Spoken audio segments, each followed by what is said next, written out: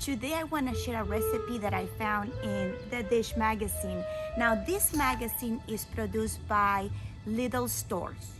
Am I pronouncing that right? Is it Lidl store? Well, I don't know if you have a Lidl store near you, but they have a great produce sections. I love their prices. I also love their bakery. They make the best bread. They also carry many yummy European products. And this is the first The Dish magazine I came across, and I was very impressed by the recipe and tips I found inside. It even had a calendar with simple suggestions about habits and how to help you start with your New Year's resolutions. And one of the recipes that caught my attention was the chimichurri cauliflower steak. Honestly, which Argentinian can resist the words chimichurri and steak in the same sentence? Now, I'm making two versions of this recipe. The first one is the suggested one with cilantro. The other one is the traditional Argentinian one with parsley, because we were gonna have an asado, which is a barbecue. At the end, I will share with you which one we prefer. So stay with me and I will share with you how to make the chimichurri cauliflower steak and also the traditional Argentinian chimichurri.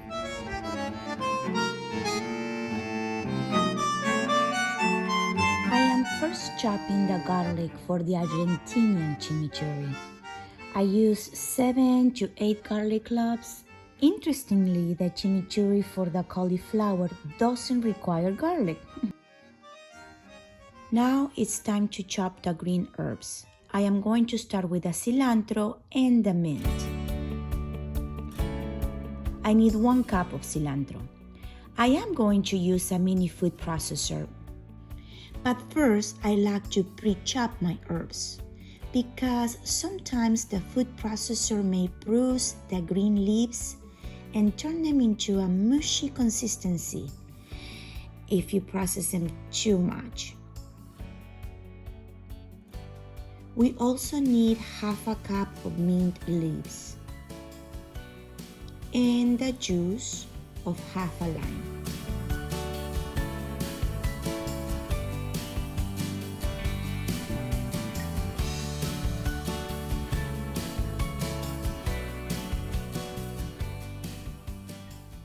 Add salt to taste. The recipe recommends 1 teaspoon for this part. And olive oil, approximately 1/4 cup. Let's blend this together. And just a couple of pulses will do, since the herbs were pre-chopped.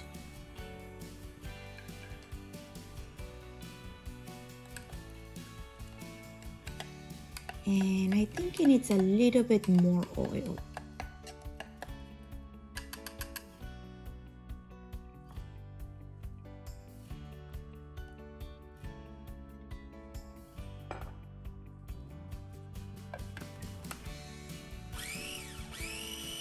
Now, we are going to mix half a cup of panko breadcrumbs and the chimichurri in a small bowl.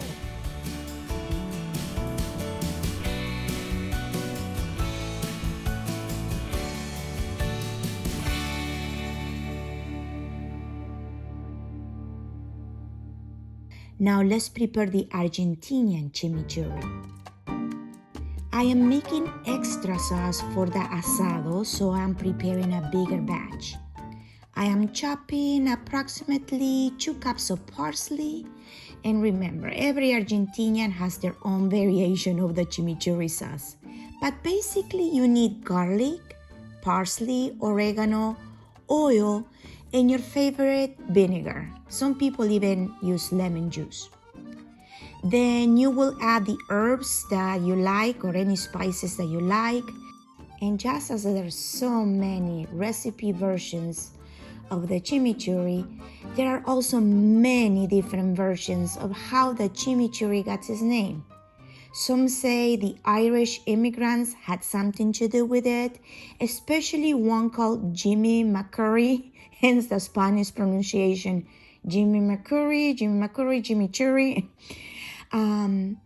Others believe that this sauce arrived with the Basque migrants, and the herb sauce that they use, I think you will pronounce it chimichurri. I don't know.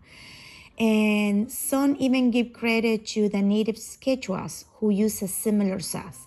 But whoever came up with a chimichurri sauce, I am very, very thankful.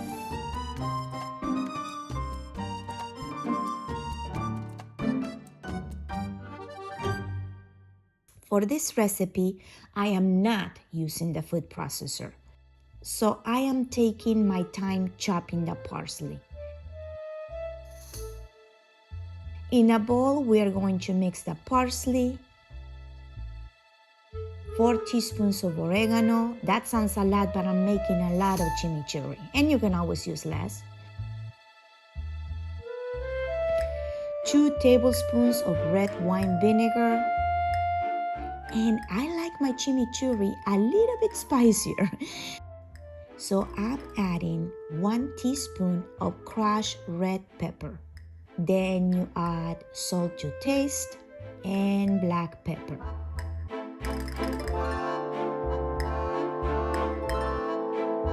Now we add the garlic and we mix it together with approximately, I will say, half a cup of olive oil. Some people like more, some people like less.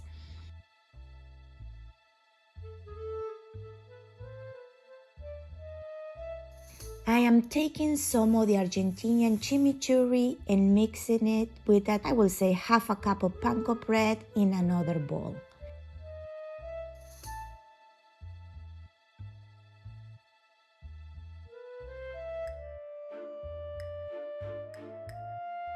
I am trying to match the consistency of the recipe from the cilantro chimichurri.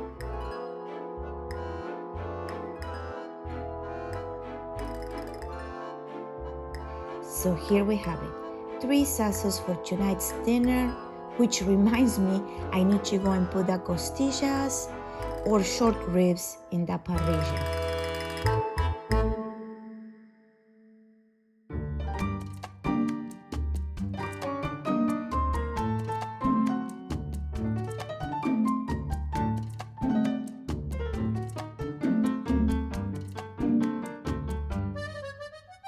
Now, back to the original recipe. Preheat your oven to 450 degrees and let's get this cauliflower ready. Remove the outer leaves from the cauliflower head. And I also like to cut off the bottom stem.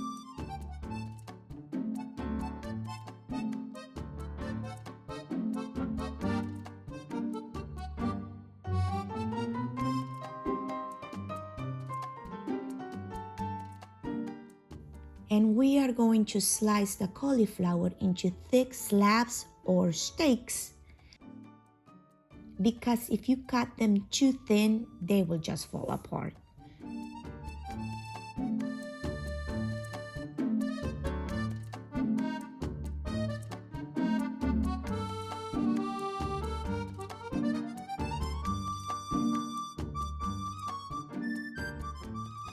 Place the steaks on a baking sheet. I like to cover mine with parchment paper. And we are going to brush both sides with olive oil.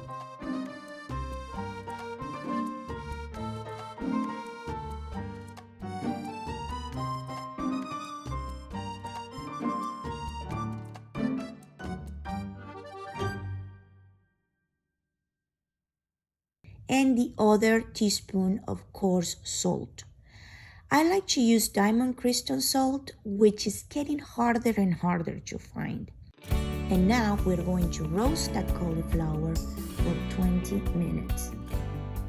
Once the 20 minutes are up, remove the cauliflower from the oven and top each piece with a spoonful of the chimichurri mixture. I'm adding first the one from the Dish Magazine recipe, and now the Argentinian Chimichurri one.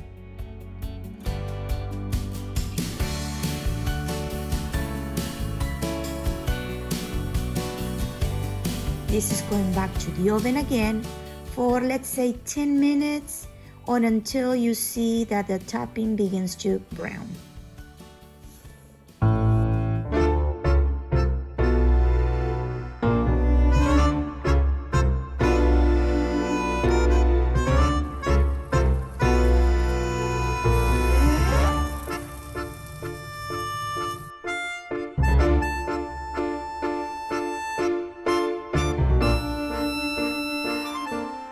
And now, let's see, which sauce did we like best? The Argentinian Chimichurri or the Lidl's recipe? I guess I'll try out for Babs first, like the one that fits me more. I'll take that. Can I have that one? Yeah. Oh wait, this one. Yeah, this is stronger, the I like this chimichurri. The one in the recipe is okay. I want to see which one I like. Okay. Me gusta este porque no es tan fuerte. And actually, we like the Lidl's recipe better. The Argentinian chimichurri was a little bit too strong. Good call, whoever is coming up with the Lidl's recipes. ¿Cuál te gustó? Para acompañar la carne más me gusta este. Más liviano, el chimichurri de la carne. A ver, ¿cuál te gusta más? My daughter did like the Argentinian mixture.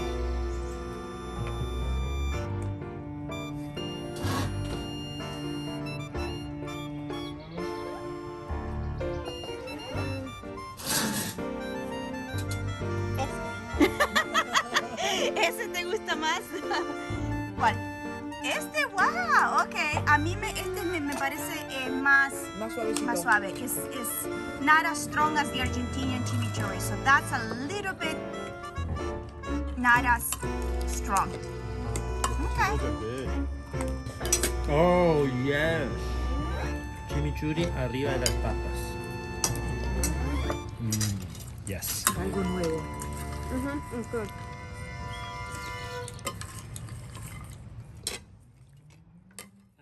And let me tell you, this is a recipe that definitely I will be making again.